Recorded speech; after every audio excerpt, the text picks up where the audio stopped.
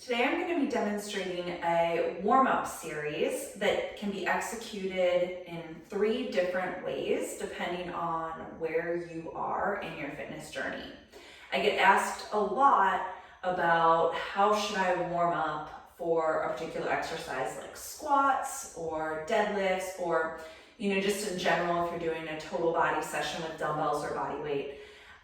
My go-tos are always going to be to include some sort of mobility work to release and stretch, and then to activate the muscles that you are preparing to work. Some people refer to this as priming, prep work, whatever you call it. It's just basically we want to get your core temperature up. We want to activate the muscles that we're using for the day. So for preparing for either a lower body focused workout or a total body focused workout, here are 3 of my go-tos, and I'll show you how to modify each. So the first one is going to be a glute bridge. And we'll start with a traditional glute bridge, which is knees are bent, feet are flat on the floor. You are pressing your ribs down so that they are in line with your hips. Okay, trying to press the small of the back flush with the floor.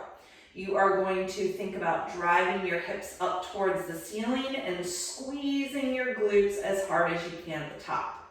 In this version, my hands are just simply resting by my sides because I want to make sure that I'm using my glutes and hamstrings as much as possible and nothing from the upper body, no tension in the upper neck and shoulders or neck or anything like that. Okay, if you want to progress this and make this a little bit more challenging, my favorite version is to take your hands up and then drop your elbows into the ground. Notice that they are not in line with my shoulders. They're at about a 45-degree angle away from my body. Otherwise, the setup is the same. Ribs are still down, lower back is flush with the floor. But in this version, I'm going to create some upper body tension as well by driving my elbows into the ground as hard as I possibly can as I execute my bridge. So I'm thinking about pushing my elbows down into the ground while I drive my hips up, squeezing my glutes hard at the top. That gives you a little bit more upper back activation, makes it a little bit more challenging, and also introduces that concept of total body tension.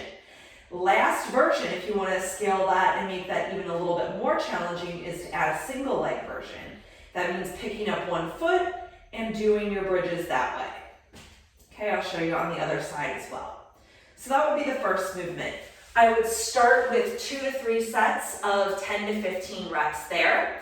And then I would move on to the side plank. So progression number 1 is going to be setting your elbow up directly below your shoulder. Knees are bent here, okay? And legs are stacked. You're gonna think about driving through the bottom leg and pulling that elbow underneath you as you lift up from that hip so that you're engaging that oblique.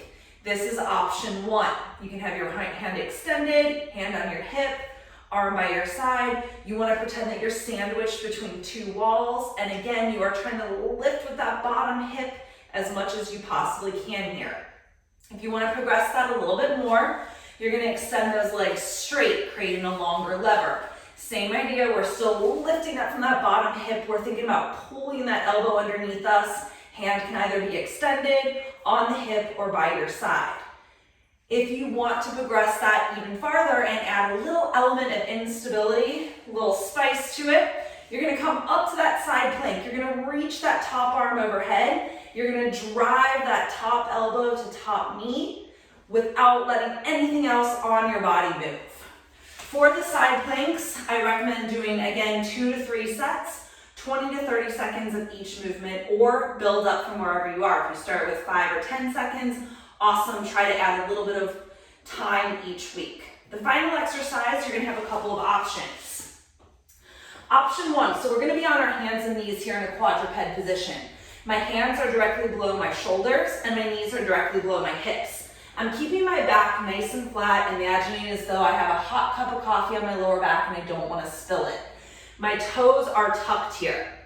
All right, option 1 is going to be a simple hover plank hold, meaning that I'm going to brace my core, pointing my ribs down towards my hips. I'm gonna lift my knees 2 inches off the ground and I'm gonna hold here. Okay, thinking about reaching long with the crown of my head, reaching back with my tailbone. and holding everything nice and tight, no movement. My hips aren't up here. I'm not sagging through my lower back.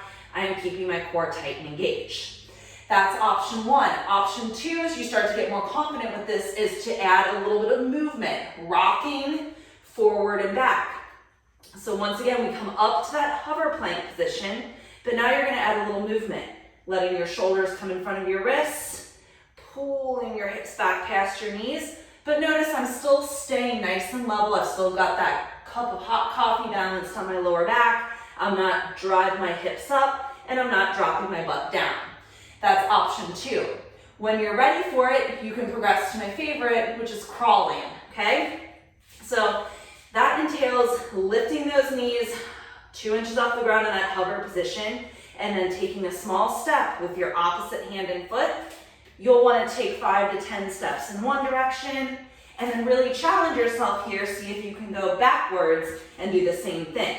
Small steps is key here. You really want to try to take the smallest step you can to keep the core as stable as possible. You don't want to make it this giant thing because then you'll lose tension through here.